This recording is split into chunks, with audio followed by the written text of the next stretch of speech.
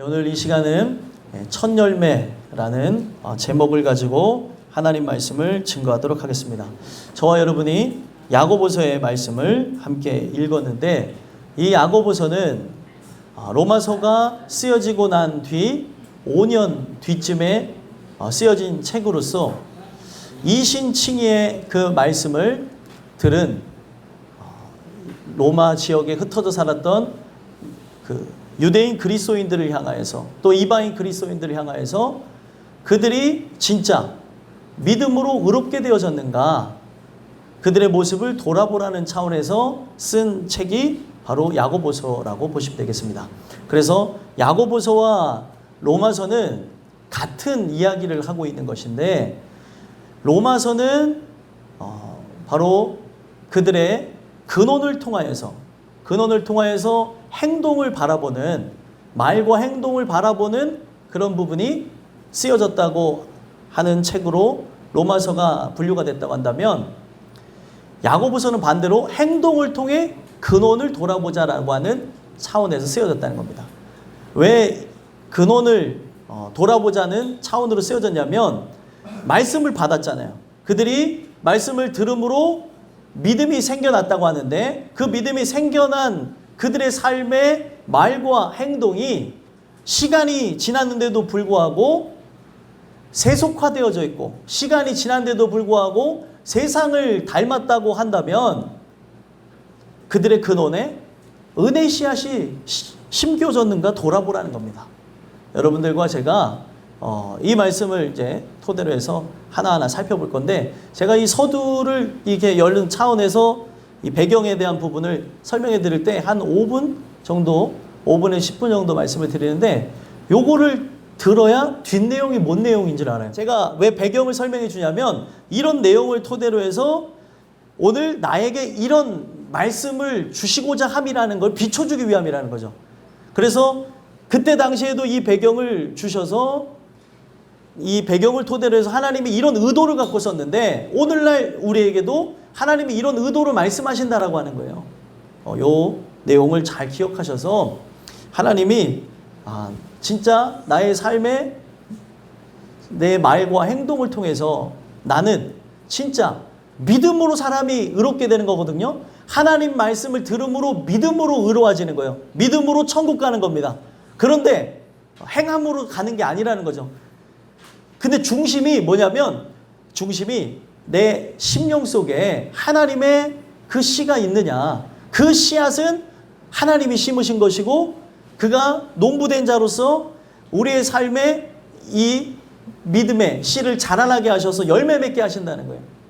그러면 오늘 우리의 살아가는 삶 속에 이런 부분을 돌아보지 않으면 의미가 없다는 겁니다. 그래서 오늘 이 내용 통해서 여러분들과 제가 말씀을 하나하나 들어보며 점검해 볼 것은, 내 삶의 말과 행동이, 나의 삶의 모습 자체가 예수님을 닮지 않았다면, 닮으려고 노력하는 게 아니라 닮아질 수밖에 없는 거예요. 영적 DNA가 마귀가 아니라 영적 DNA가 하나님의 아들 예수 그리스도예요. DNA는 어떻게 할 수가 없어요. 앉는 폼까지, 말하는 행동까지 부모를 닮는 자녀들의 모습을 봅니다. 닮으려고 닮았을까요?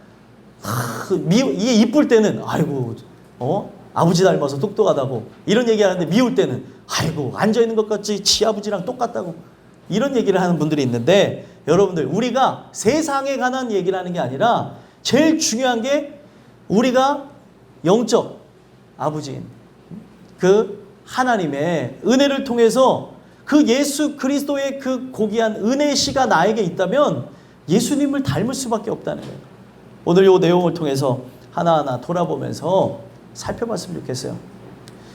그래서 이 로마 전 지역에 흩어져 있는 그리스도인들 향해서, 너희들이 진짜 그 은혜에 대한 말씀을 들었다고 한다면 어떻게 세속화되어질 수 있고, 너희 안에 진짜 은혜의 씨앗이 있다고 한다면 가난한 사람들을 차별할 수 있으며, 너희들이 바른 말을 하지 아니하고 바른 행동을 하지 않는 그런 모습들이 어떻게 일어날 수 있냐. 고로 너희들은 진짜 이신칭의 믿음으로 의롭게 되어지는 하나님의 은혜 역사가 없다.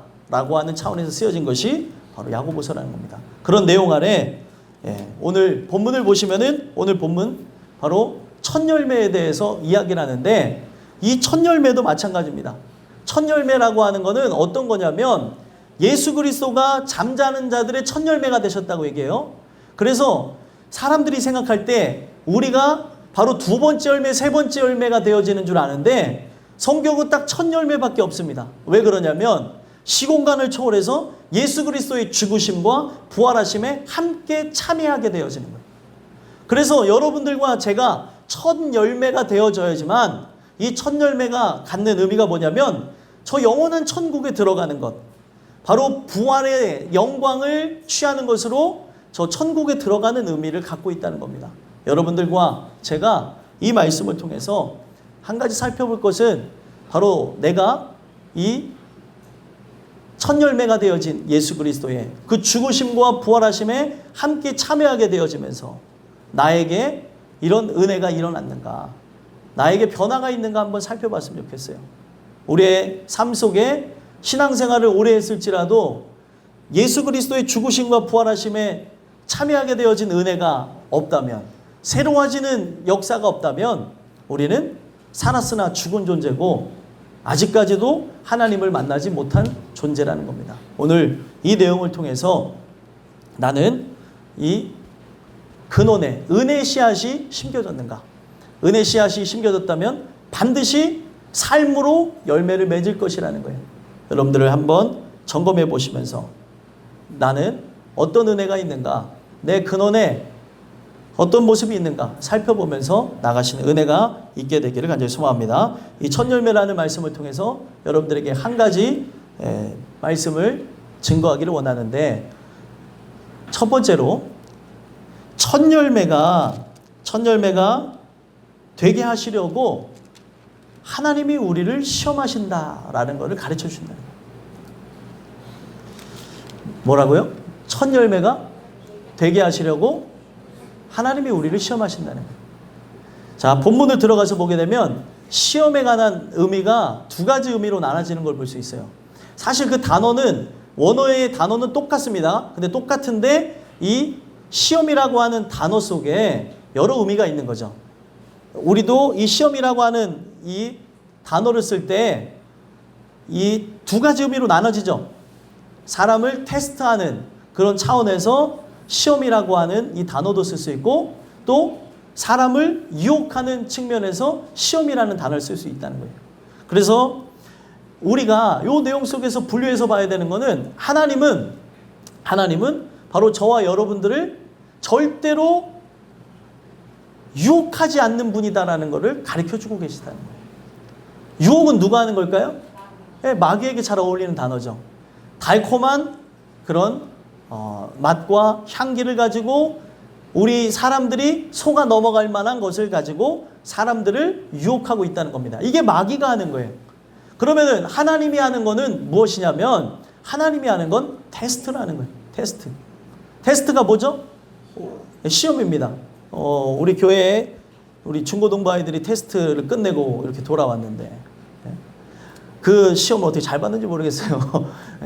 항상 시험에 대한 얘기만 하면 작아지시는 분들인데 저도 공부를 그렇게 잘하지는 않았습니다. 근데 그 테스트에 관한 이 내용을 보게 되면 테스트는 뭐예요? 지금 내가 노력한 만큼에 대한 결과를 보는 거죠. 얼마만큼 했는가를 살펴보는 건데, 하나님이 우리를 테스트하는 이유는 바로 농부된 관점에서 저가 바로 하나님의 것으로 온전히 드려져 가는지, 온전히 하나님께 바쳐지는지 알아보게 하기 위해서 테스트가 진행되어진다는 겁니다. 그래서 바로 하나님이 어떤 일을 하세요? 농부의 관점에서 하는 거예요. 농부의 관점에서 하니까 우리의 마음속에 은혜의 씨앗을 심기우시려고 마음을 갈아엎으시고, 그리고 그 은혜의 씨를 거기다가 심기우시고 어떻게 합니까? 햇볕과 물을 이렇게 주시면서 우리의 삶 속에 그 줄기가, 이 싹이 나오게 하신다는 거예요. 근데 여러분들 이 식물의 과정을 보게 되면 식물이 이 땅을 뚫고 싹으로 나오게 되어질 때 여러분 얼마나 에너지가 쓰여질 것 같겠습니까? 엄청난 에너지가 쓰여집니다. 바로 그런 그런 모습들이 우리 인간에게 나타나는 거예요. 바로 여러분들의 심령 속에 하나님의 은혜의 씨앗이 심겨졌다고 한다면 이 은혜의 씨앗이 심겨져서 바로 믿음의 사람으로서 믿음의 열매를 맺기까지 얼마나 많은 고통이 있겠냐는 거예요. 바로 땅을 뚫고 나오는 그 싹과 같이 우리가 하나님의 사람으로 이 세상에 살아갈 때 이 싹이 나오기까지의 고통이 반드시 따를 거라는 거고, 싹이 나왔습니다. 이 싹이 자라나서 꽃이 피고 열매를 맺을 때까지 어떤 일이 일어날까요? 비바람을 맞고 강렬한 태양을 맞으면서 이게 나무라고 한다면 큰 장성한 나무로 자라나게 될 것이고, 또 만약에 뭐 작은 식물이라고 한다 할지라도 이 자라나는 데까지 비바람을 맞으면서 또 눈보라를 맞으면서 강렬한 태양을 맞으면서 자라나게 된다는 겁니다. 이게 바로 오늘 여러분들과 저의 영적인 부분도 동일하게 이루어지고 있다는 거예요.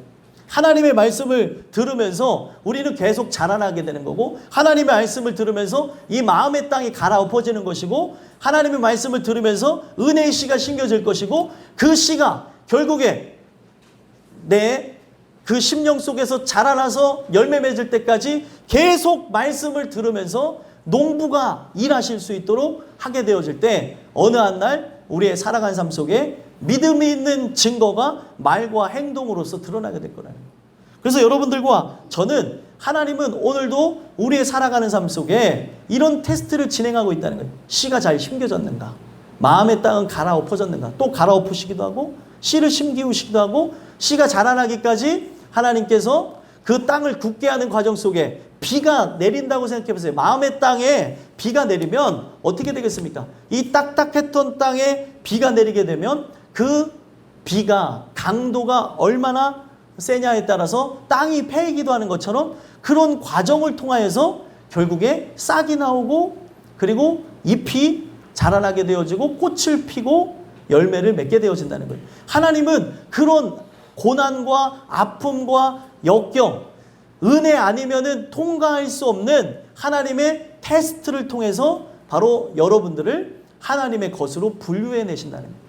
그래서 12절 한번 읽어보겠습니다. 읽겠습니다. 시작. 시험을 참는 자는 복이 있나니 이는 시련을 견뎌낸 자가 주께서 자기를 사랑하는 자들에게 약속하신 생명의 면류관을 얻을 것이기 때문이라. 아멘. 시험을 참는다. 여기서 시험은 뭐예요? 테스트입니다. 이 테스트를 참고 견디고 통과하는 사람. 이 시험의 의미에서 가장 중요한 건 뭐예요? 통과하는 거죠. 통과를 못하게 되면, 대학교에서는 통과를 못하는 시험도 있습니다. 권총을 맞았다고 하는 그런 게 있어요. F학점을 맞게 되면 다시 들어야 돼요. 학창 시절에는 없지만 대학에 가게 되면 F학점을 맞으면 다시 듣는 게 있어요. 바로 내가 통과해야지만 바로 다음 단계로 넘어가게 되는 거예요. 어떤 사람들 심령 속에 아까 제가 말씀드린 농부 되신 하나님이 내가 열매를 맺기까지 그런 단계 하나하나를 거쳐가면서 열매를 맺기까지 하나님은 그 테스트를 진행하고 있다는 거예요. 그 테스트를 통과해야 다음 단계로 넘어가는 거예요. 땅이 갈아엎어져야 그 다음에 씨앗을 뿌리는 것처럼 아직 땅이 갈아엎어지지 않은 사람들은 계속 땅을 갈아엎으시는 그 역사를 진행하십니다. 하나님이 그를 구원하기로 작정하셨다면 하나님은 그 일을 반복하세요. 그래서 여러분들이 신앙생활을 하면서 하나님의 은혜를 경험한 사람이라면 하나님은 바로 여러분들의 시험을 통과할 때까지 그 시험을 계속 주십니다. 그런 거 경험해 보셨나요? 내가 이거를 통과하기까지 하나님은 똑같은 시험을 갖고 사람을 테스트하세요. 예를 들면 어떤 사람이 돈의 시험을 만약에 통과하지 못한다면 그 돈을 갖고 이 돈보다 하나님을 더 사랑하는지 그걸 갖고 달아보는 거예요. 이거를 통과해야 그 다음 시험도 또 통과할 수가 있는 거예요. 그 전까지는 뭐예요? 통과하기 전까지는 계속해서 피하면은 끝나는 것 같죠? 피하면 그 피한 장소에서 또 시험을 맞고 거기서도 이게 싫어서 또 피하잖아요? 거기서 또 시험합니다. 하나님은 자기의 그 의지를 꺾는 분이 아니에요. 아까 우리가 읽은 본문 속에서도 얘기하죠. 17절에 보면 그는 변함도 없으시고 회전하는 그림자도 없으시니라. 하나님은 절대로 자기의 의지가 변하지 않는 분이라는 걸 가르쳐 주는 겁니다. 그래서 하나님께서는 오늘도 이러한 테스트를 통해서 사람들을 계속해서 하나님의 뜻을 따라서 바꿔나간다는 거죠. 그래서 결과적으로 뭐예요? 우리가 첫 열매로 분류되는 그날까지. 첫 열매는 뭐예요? 결국에 내가 부활 영생으로 들어가는 그 단계로 나가기까지 우리가 결과적으로 천국에 들어가야 열매를 맺었다고 하는 겁니다. 구원은 이 땅에서 받지만 이 구원에 대한 확실한 증거는 뭐예요? 내 마음의 어떤 감정적 확신이 아니라 그 나라에 들어감으로 결국에 구원받았다는 결론이 나는 거잖아요. 열매라고 하는 부분은 바로 그런 거라는 거예요. 여기에 지금 많은 사람들이 신앙생활 하겠다고 앉아 계시지만 우리가 여기에 앉아 있다가 나중에 세상으로 나간다든지 여기 앉아 있다가 다른 종교로 간다든지 그런 존재들이 되셨다고 한다면 결과적으로는 뭐예요? 열매를 맺지 못했다는 거예요. 결과적으로는 구원받지 못했다고 하는 증거가 드러난다는 겁니다. 하나님은 특정한 영혼들을 위해서 계속 이 같은 과정을 해나가실 거라는 거예요. 테스트. 믿음이 있어야지만 넘어가는 테스트. 믿음이 있어야지만 주님 앞에 나와서 기도하는 것. 믿음이 있어야지만 주님 앞에 나와서 말씀 듣는 것. 믿음이 있어야지만 주님 앞에 나를 드릴 수 있는 것. 계속해서 이 과정 하나하나를 통해서 결국에 하나님이 그 은혜를 준 자로 첫 열매라고 하는 아름다운 결과가 드러나기까지 하나님은 끝까지 하신다는 거예요. 그래서 여기서 말하는 첫 열매가 또 다른 단어로 분류되어져 있는 게 12절이 생명의 면류관이라고 얘기하는 거예요. 생명의 면류관을 쓰기까지 이 열매로 드러난 그 모습 속에 생명의 면류관을 쓰는 그 단계까지 하나님은 이 일을 진행하신다는 거예요. 그러면서 이 하나님이 하시는 그 부분에서 테스트에 관한 것을 얘기했고 사단이 하는 부분에서는 무엇이 진행되어짐을 얘기하는 겁니까? 바로 유혹하는 것, 템프테이션이라고 하는 그 유혹에 관한 부분들을 13절, 14절에 이야기한다는 겁니다. 한번 읽어보겠습니다. 시작. 사람이 시험을 받을 때에 내가 하나님께 시험을 받는다 하지 말지니 하나님은 악에게 시험을 받지도 아니하시고 친히 아무도 시험하지 아니하시니라. 오직 각 사람이 시험을 받는 것은 자기 욕심에 끌려 미혹됨이니. 아멘. 사람이 시험을 받을 때에, 이거 잘 중요한 겁니다. 자기가 만들어 놓은 올무에 자기가 걸려서 나중에 사람이 어떤 핑계를 대는지 아십니까? 하나님이 나를 이렇게 만들었다는 사람들이 있어요. 자기가 불순종하면서 나감으로 하나님이 징계를 주시기도 하고 돌아오라고 하나님이 그 사인을 주시면서 많은 고통과 아픔을 겪게 되는 그런 때가 있는데 그런 걸 겪을 때 회개하면 되는 건데 회개하고 하나님 내가 항복합니다. 잘못했습니다. 용서해 주십시오 하면 되는데 은혜가 없다 보니까 또 그 사람이 하나님의 예정하심을 입어서 구원할 백성이 아니다 보니까 하나님을 저주하는 사람들이 있다는 거예요. 두 종류입니다. 하나님이 예정해서 구원하지 않는 존재여서 그러기도 하고 아직 은혜를 받지 않아서 하나님이 하시는 일들을 우리가 모르고 아파하고 괴로워하고 또 하나님 앞에 푸념을 이렇게 쏟아낼 때가 있다는 거예요. 여러분들 사람이 시험 받을 때에 사람이 유혹을 통해서 넘어질 때에 사람이 많은 삶 속에 우리가 믿음 아니면 통과할 만한 그런 시험이 아닐 때에 하나님이 바로 나를 유혹하신다 이렇게 하지 말라는 거예요. 왜 이런 내용을 갖고 얘기하냐면 근원에 관한 이야기를 하고 있는 거예요. 근원. 하나님은 악에게 시험받지도 아니하시고 친히 아무도 시험하지 아니하시니라 이런 얘기하죠. 왜 이런 얘기를 했겠습니까? 하나님은 악에게 지배받는 분이 아니라 하나님의 그 통치 아래 악을 하나님은 사용하셔서 하나님은 영광 돌리기 위한 목적을 갖고 얘기하는 거예요. 그러니까 여러분들 우리가 하나님이 어떤 분이냐면 악을 통하여서 영광 받으시는 분, 하나님은 실수가 없으신 분, 그 악이 역사할 때도 그 악은 하나님 앞에 허락받아야지만 할 수 있는 존재라는 겁니다. 독자적으로 여러분들을 고통과 괴로움으로 나갈 수 있게 만드는 존재가 아니라는 거예요. 그래서 하나님은 친히 아무도 유혹하면서 달콤한 것으로 내가 이걸 하면 이걸 줄게 이런 분이 아니라는 거예요. 하나님이 언제 그런 얘기를 합니까? 너가 나한테 이렇게 하면 이렇게 할게 하는 게 아니라 사람은 조건을 내걸죠. 사람들은 조건을 내놔서 하나님 내가 하나님 뜻대로 살 테니까 이렇게 해주세요. 저렇게 해주세요. 라고 하는 거를 이렇게 행동하는 걸 보게 되어지는데 하나님은 그게 아니에요. 먼저 그의 나라와 그 일을 구해라. 네가 진짜 나를 사랑함을 그렇게 보여줘라. 너가 진짜 은혜 안에서 내가 너에게 준 생각, 너에게 준 그 마음을 따라서 나에게 순종하며 나오고 있음을 보여라. 그러면 너의 삶의 모든 것을 내가 더해주겠다. 하나님 그렇게 얘기하고 있어요. 조건을 거는 게 아니라 창조주가 누군지부터 머리를 바꾸자 이거예요. 너가 머리가 아니라 하나님이 바로 머리라는 거죠. 그럼 오늘 우리 살아가는 삶 속에 내 마음대로 내 뜻대로 하는 그런 모습이 아니라 하나님 뜻대로 나가고 있는가 살펴봐야 된다는 거예요. 어제 청년들하고도 그런 얘기를 했습니다. 진짜 하나님 뜻대로 나가고 있는지 아니면 자기의 뜻대로 자기가 주인 되어져서 나가고 있는지. 청지기가 있는데 바로 하나님의 뜻대로 나가는 진실한 청지기가 있는가 하면 그 하나님의 뜻대로 나가지 않는 거기에 하나님으로 비춰진 존재가 바로 주인이거든요. 주인이 맡겼다는 거예요. 청지기에게 자기의 모든 걸 맡겼다는 겁니다. 근데 모든 것을 나에게 맡겼는데 나의 삶을 하나님께 사실 올려드려야 되는데 그 삶을 올려드려야 될 자가 어떻게 해요? 내 것인 양 멋대로 살아가며 재림주로 오시는 그날, 다시 오시는 그날을 무시하고 나가고 있다는 거예요. 그런 자는 결과적으로 어떻게 된다는 거예요? 심판을 받을 거라는 거예요. 오늘 우리가 이 내용을 통해서 봐야 되는 것은 하나님은 근본적인 얘기를 합니다. 근본적인 얘기를 어떻게 했냐면 14절의 내용을 통해서 이야기를 하고 있는데 14절 다시 한번 읽어볼까요?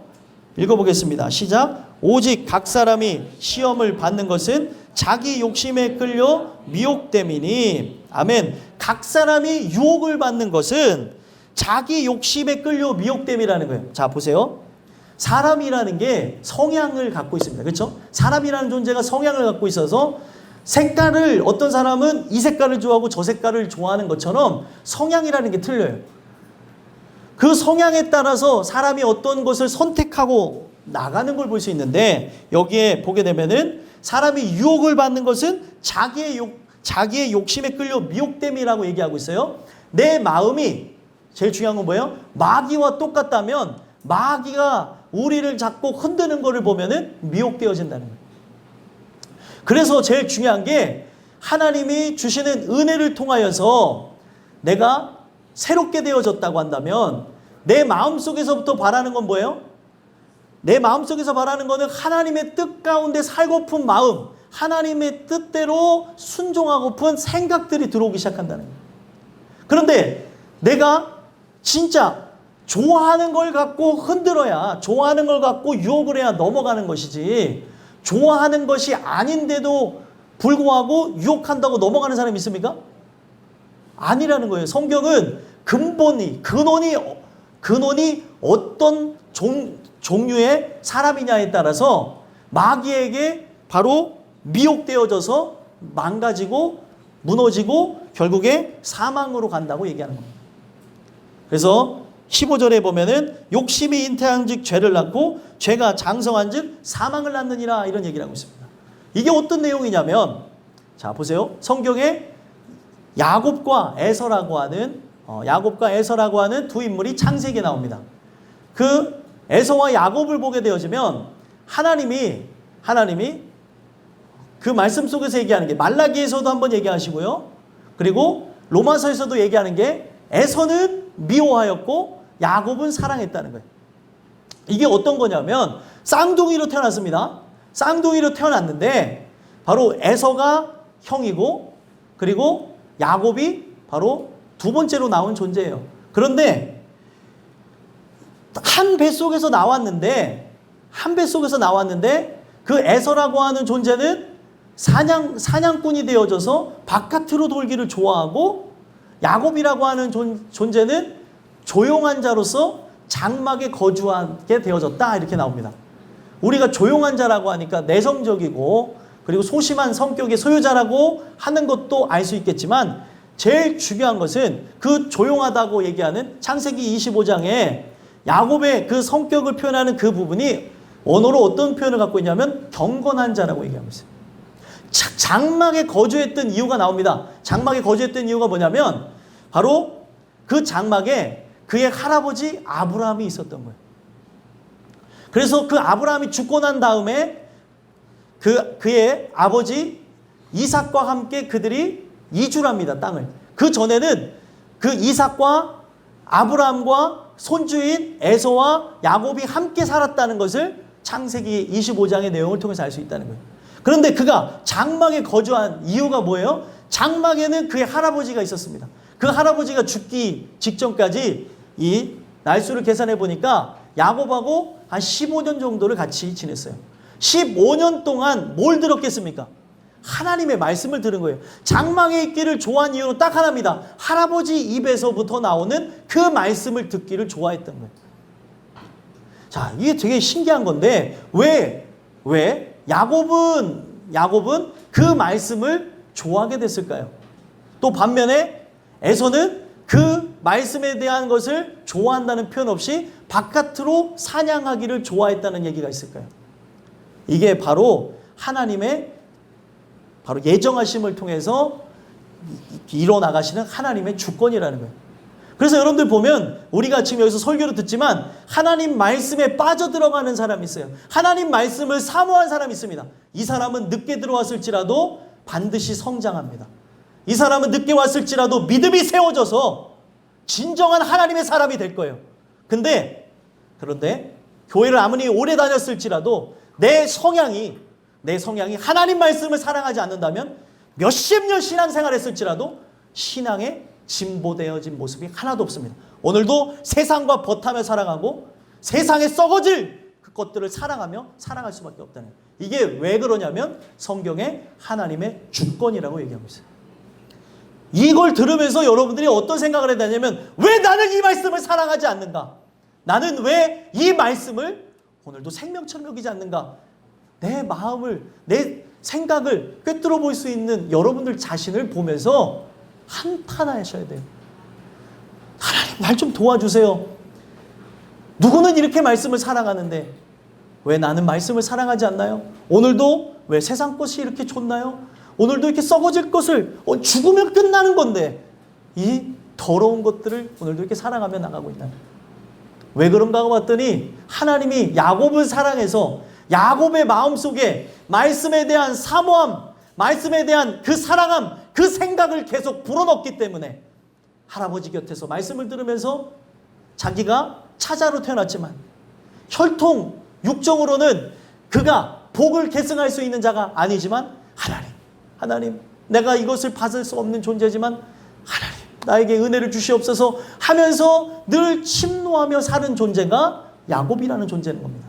그래서 야곱의 이름을 이스라엘로 바꾼 이유가 이스라엘이라는 뜻이 하나님과 겨로 싸워 이긴 자라는 거예요. 하나님과 겨로 싸워 이겼다는 게 뭐예요? 저 사람은 복을 받을 수 없는 존재인데 정말로 복받길 소망하며 죄인의 심정에서 이제는 아무것도 할 수 없는 심정에서 하나님만을 바라봤기 때문에 바로 그에게 복을 줬다라고 하는 차원에서 야곱의 이름을 이스라엘로 바꿔줬다는 거예요. 그러면 오늘날도 마찬가지입니다. 하나님만이 복 줄 수 있는 분이에요. 하나님만이 나를 바꿀 수 있는 분입니다.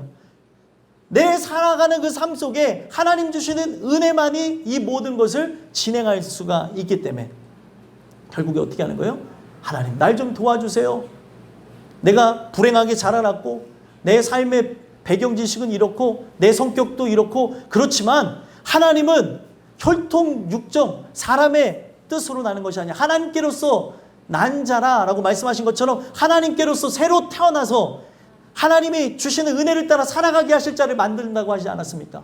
주님, 내가 그러던 변화가 일어날 수 있게 해주세요. 그런 사모함, 바로 그런 간구를 오늘도 하나님께서는 바라신다는 거예요. 근데 이런 일이 누구에게 일어나냐면 하나님이 택한 사람에게만 일어난다는 거예요. 그러면 오늘 여러분들이 이 말씀을 들으면서 이런 사모함이 없다면 나는 인생의 결과가 어디로 갈 수도 있는 거예요? 바로 욕심이 잉태한 즉 죄를 낳고 죄가 장성한 즉 사망을 낳을 수 있는 존재가 될 수 있다는 거예요.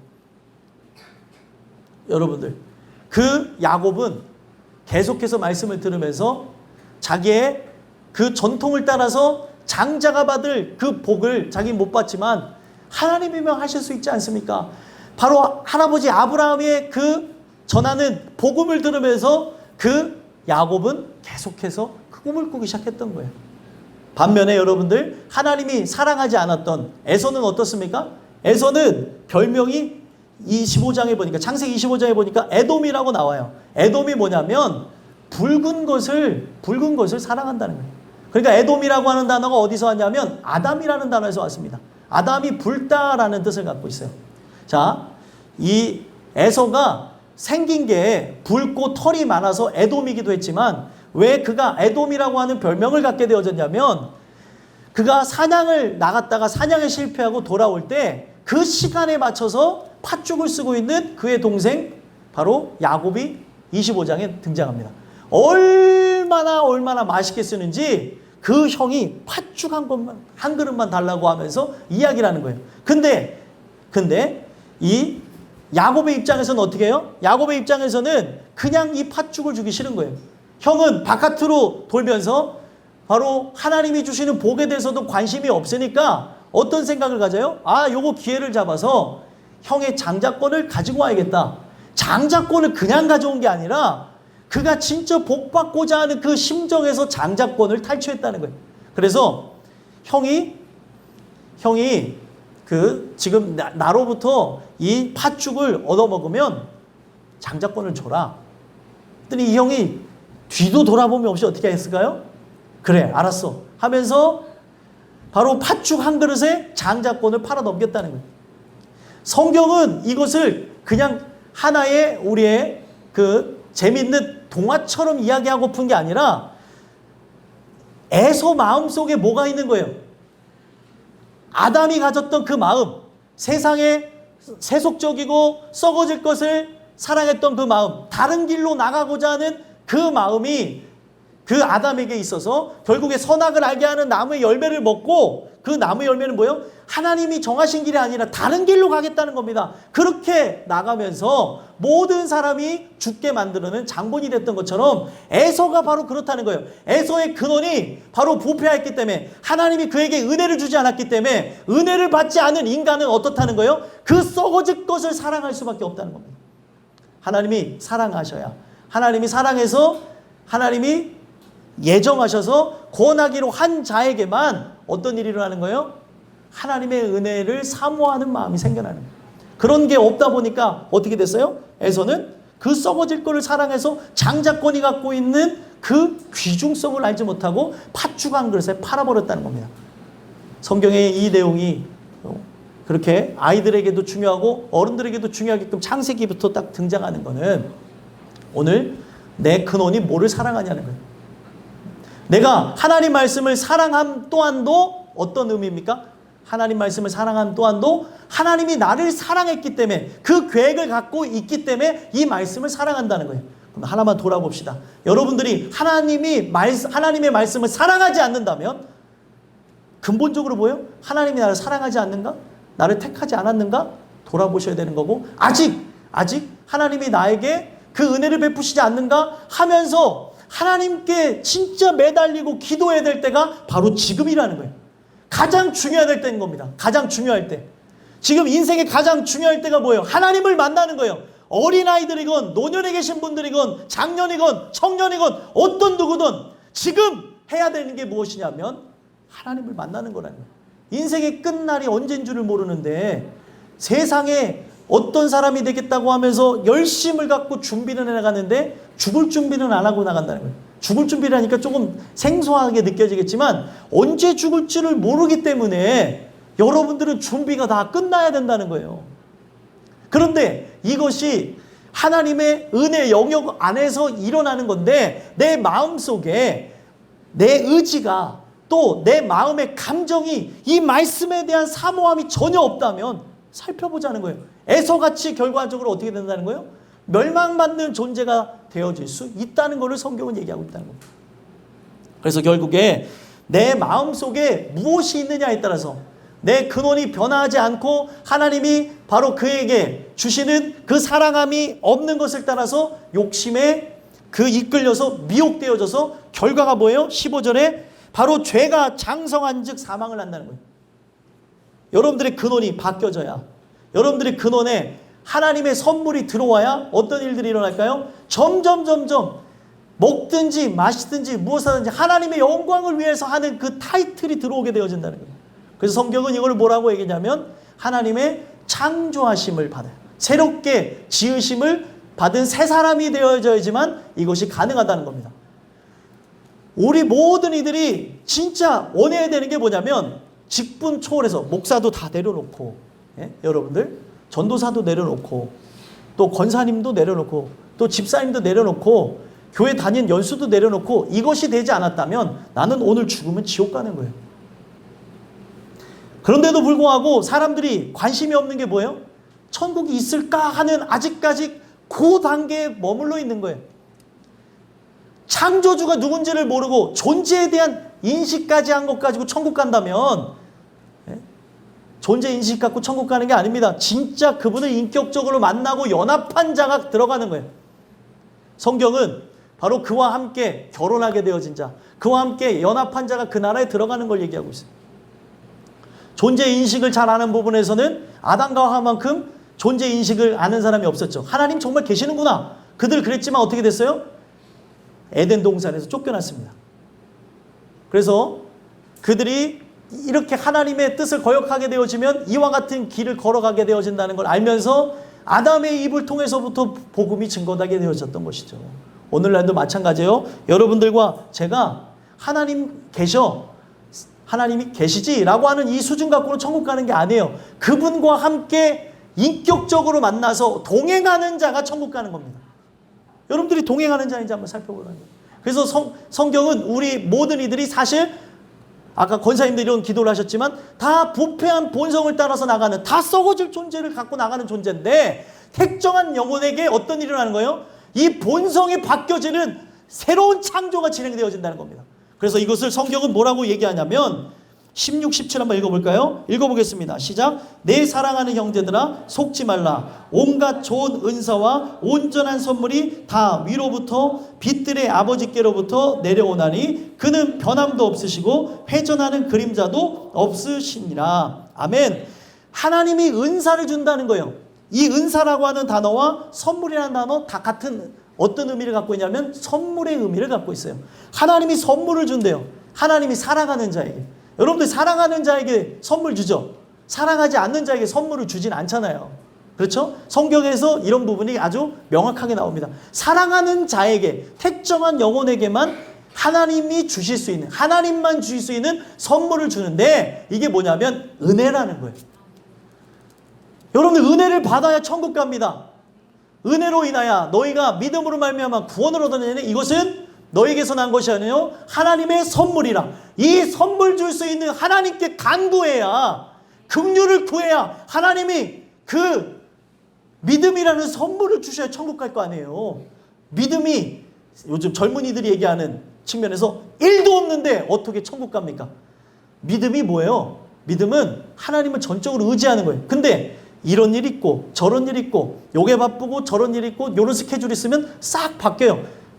항상 여러분들 기억해야 되는 게 뭐냐면 태초 전에 여러분들이 예배해야 될 스케줄이 먼저 잡혀 있었습니다. 그걸 기억해야 돼요. 태초 이후에 잡은 스케줄이 여러분들의 스케줄이에요. 근데 스케줄을 이렇게 많이 잡아가면서 이 예배만이 우리가 하나님이 주시는 은혜를 통해 새롭게 되어질 수 있는 유일한 길인데 이렇게 만나고 저렇게 만나고 뭐 한다. 여러분들 이게 마지막 시대에 일어나는 겁니다. 마지막 시대에 어떤 혼인잔치에 들어가야 되는데 왕이 초대했는데 뭐 해야 돼요? 왕이 초대했는데 무엇을 합니까? 내가 바빠서 시집 가고 장가 가고 그리고 밭으로 밭 매러 가고 또 소를 사서 시험해 봐야 되는데 사업을 하는 것 때문에 못 나온다 그러고 사람을 만나는 것 때문에 다 걸려있으면 여기 안 걸려있는 인간이 누가 있어요? 오늘 우리의 살아가는 삶 속에 속지 말라는 거예요. 여러분들이 진짜 택한 존재라면 마귀를 속입니다. 야, 이렇게 하면 안 되지. 청소년들한테는 공부라는 걸 속이고 청년들한테는 그들이 갖고 있는 꿈을 갖고 속이고 그리고 노년에 있는 분들에게는 그들이 가져야 될 그런 노년의 재테크 이런 것들 갖고 속이고 사람들마다 어린이들한테는 뭐 그 막 휘황찬란한 이런 걸 가지고 다 속입니다. 무엇이 중요한지를 못 알아보게끔 하는 게 사단의 괴락이라는 거예요. 그래서 여러분들 하나님은 변함도 없으시고 회전하는 그림자도 없다고 얘기를 하고 있습니다. 여러분들 오늘 이 말씀을 통해서 하나님이 나에게 선물을 줬는가? 이 선물을 받은 자만 어떤 일이 일어나는 거예요? 바로 이 마음속에서 욕심에 끌려 미혹되어짐으로 욕심이 잉태한 자 죄를 낳고 죄가 장성한 자 사망에 이르르지 않게 되는 거예요. 이 선물을 받아야지만 하나님이 주신 믿음이 있어야지만 바로 하나님이 주시는 은혜를 통해 새로운 존재가 되어야지만 어떤 일이 일어나는 거예요? 결국에 계속 하나님이 주시는 말씀과 그 기도로 거룩해지면서 어떤 결과가 나게 되는 겁니까? 첫 열매가 되게 하신다는 거예요. 첫 열매. 바로 예수 그리스도의 죽으심이 여러분들에게 실제가 되어지고 그가 나를 위해 죽으시는 거에 바로 동참하게 되어지며 하나님 주시는 그 은혜를 통해 예수가 부활하셨던 것처럼 나도 그 예수의 영이 부활할 때 그 부활하게 하셨던 생명의 기운을 따라서 나도 부활하게 되는 거예요. 그래서 결국에 오늘 우리의 살아간 삶 속에 이런 역사들이 없다면 우리 모든 이들이 다 멸망으로 나간다는 겁니다. 여러분들 근원에 관한 문제를 이 야고보서는 하고 있어요. 내 근원이 세상 것을 사랑하는지 아니면 하나님의 진리의 것을 사모하는지 살펴봤으면 좋겠고요.